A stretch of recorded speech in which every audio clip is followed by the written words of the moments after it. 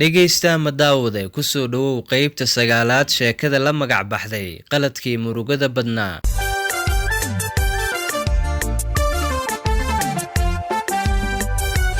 sheekadan waa qiso dhab u dhacday waxa qaybtii sideedaad ay noo joogta Xamse oo Italiya jooga. Xamse ma uusan ku qanacsanayn joogitaanka Talyaaniga. maalmo kadibna waxa uu bilaabay inuu kaga sii gudbo wadamada kale ee reer Yurub. ugu dambeyntii waxa uu tagay wadanka Holland halkaas uu iska dhiibay. kadibna waxa uu galay kaam qaxootiga lagu hayo. maadaama Xamse uu ahaa qof firfircoon waxa uu noqday qof kaamka gudihiisa ama xerada aad loogu yaqaano. waxaana dhaqaalaha yar uu ka helo kaamka uu u soo diri jiray Shamso iyo sidoo kale caruurteeda si nolol maalmeedkooda ay kaga dhigtaan. Shamso waxa uu bilowday dhaga hadal kaga imaanaya xagga hooyadeed kaas oo ku aadan ninkaaga Yurub waa uu tagay waa maxay $200 iyo $100 ee ku soo dirayo awalba qof lagu dangaaraya ayaa ahayd iyo sidoo kale hadallo kale. Xamse ayaa gacalisidiisa u sheegi jiray wali inaan si wanaagsan loo qaabilin oo kaam uu ku jiro sidaa daraadeedna waxa uu helo uusan ka hagaranaynin oo uu soo diri doono. wixii xaaladda sidaas ay ahaataba markii dambe waxaa la qaabilay Xamse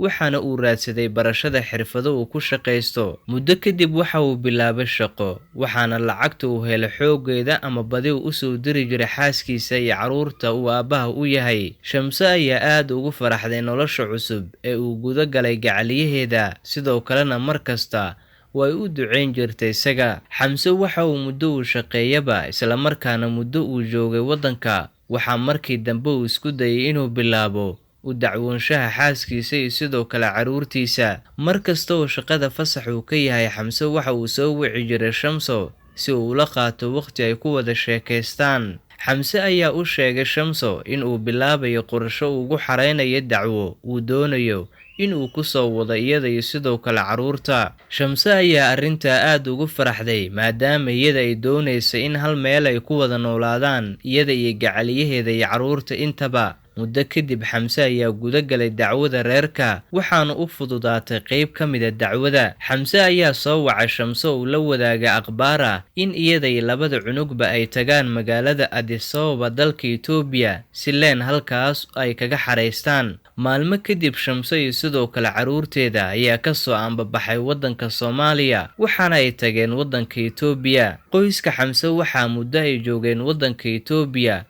laakiinse waxaa markaan soo dhamaatay dacwadooda. Xamse ayaa Shamso la wadaagay fariin farxadeed taasoo ahayd gacaliso waa la idin aqbalay sidaa daraadeed mar dhow waxaad imaanaysaan wadanka aan joogo inagoo mar kale dib u midoobi doona insha Allah. Shamso aad ayay u faraxday markay maqashay akhbaartaas.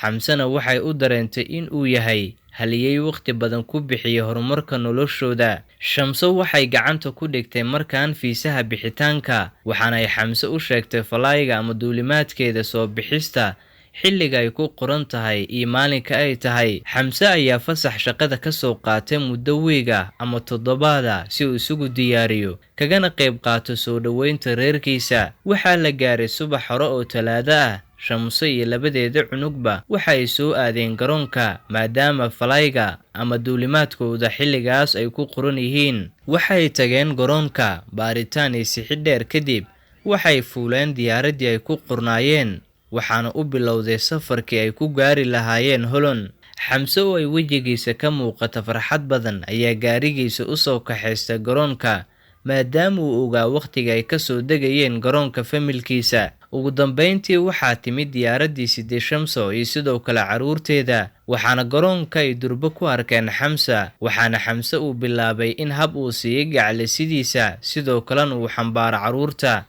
maadaama Xamse uu gaari u watay waxaa familku u soo kaxeeyay halkii ugu talagalay.